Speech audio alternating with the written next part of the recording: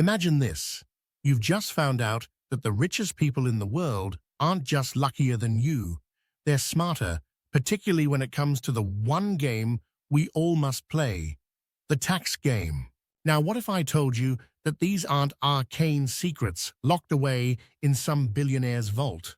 Nope, these are strategies you could use too, to keep more of your hard-earned cash. Buckle up, because we're diving into the art of tax wizardry. First off, let's talk about capital gains.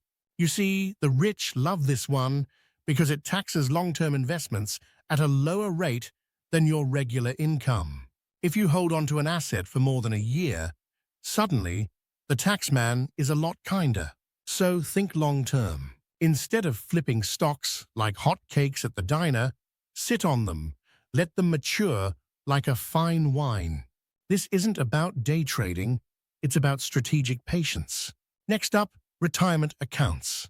Now, here's where the wealthy play a long game. They pour money into accounts like Roth IRAs or 401ks, where the growth on investments is tax-free or deferred. You can do this too.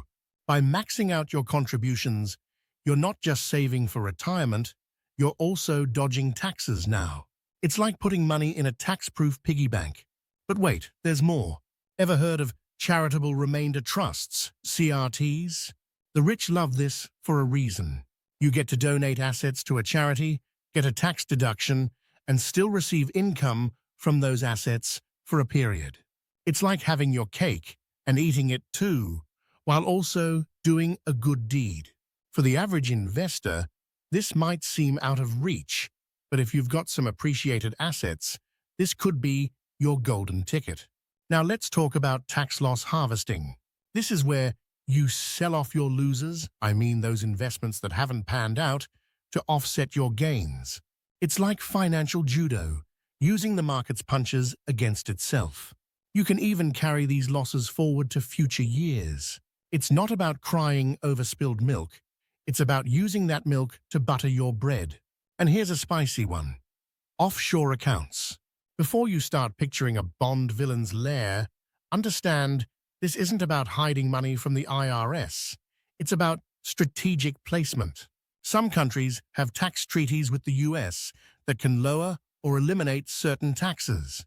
But remember, transparency is key because the IRS loves to audit those who play too close to the edge. Finally, real estate. The rich use real estate not just for luxury, but for tax benefits. Through depreciation, mortgage interest deductions, and 1031 exchanges, they turn property into a tax shield. You don't need to buy a mansion. Even small-scale real estate can offer these benefits.